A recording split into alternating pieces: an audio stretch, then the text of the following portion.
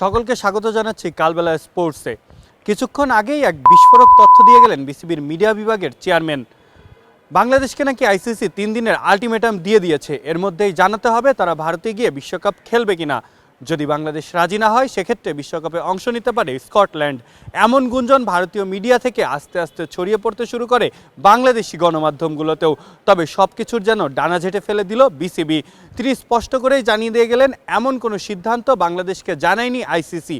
17 জানুয়ারি শনিবার বাংলাদেশের সাথে যে বৈঠক হয়েছিল আইসিসি প্রতিনিধিদের, সেখানে আসেনি এমন কোনো সিদ্ধান্ত।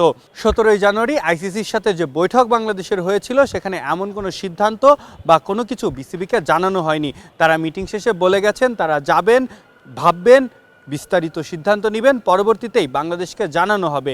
এদিকে বাংলাদেশের সাথে আয়ারল্যান্ড গ্রুপ বা সূচি পরিবর্তন করতে চায় না। বিভিন্ন রকম যে তথ্য, বিভিন্ন রকম যে গুঞ্জন, তার কোনো কিছুরই আসলে সত্যতা মিলছে না, কেননা বিসিবির পক্ষ থেকে একটি স্পষ্ট বার্তাই দিয়ে দেওয়া হলো। অপরদিকে আরেক গুঞ্জন কিন্তু শুরু হয়েছে পাকিস্তানি মিডিয়ায়। সেখানে খবর উঠেছে পাকিস্তান নাকি বিশ্বকাপে অংশগ্রহণ করতে চায় না, এমনকি বাংলাদেশকে সমর্থন দিতে তারা নাকি বয়কট করেছে বিশ্বকাপের অনুশীলনও।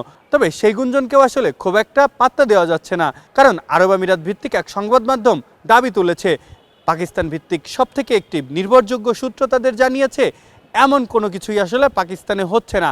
মানুষ আসলে কথার সাপেক্ষে মন গড়া অনেক কিছুই বলে যাচ্ছে।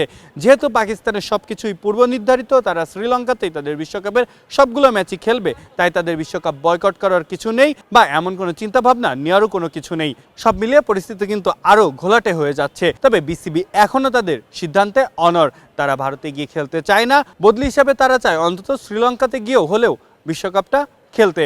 যদিও এদিন কোনো প্রশ্নোত্তর পর্বে যাননি বিসিবির মিডিয়া বিভাগের চেয়ারম্যান, শুধুমাত্র বিবৃতিটা দিয়েই তিনি প্রেস কনফারেন্স ছেড়ে চলে যান। মিরপুর শেরে বাংলা ন্যাশনাল ক্রিকেট স্টেডিয়াম থেকে মাহফুজ আহমেদ, কালবেলা।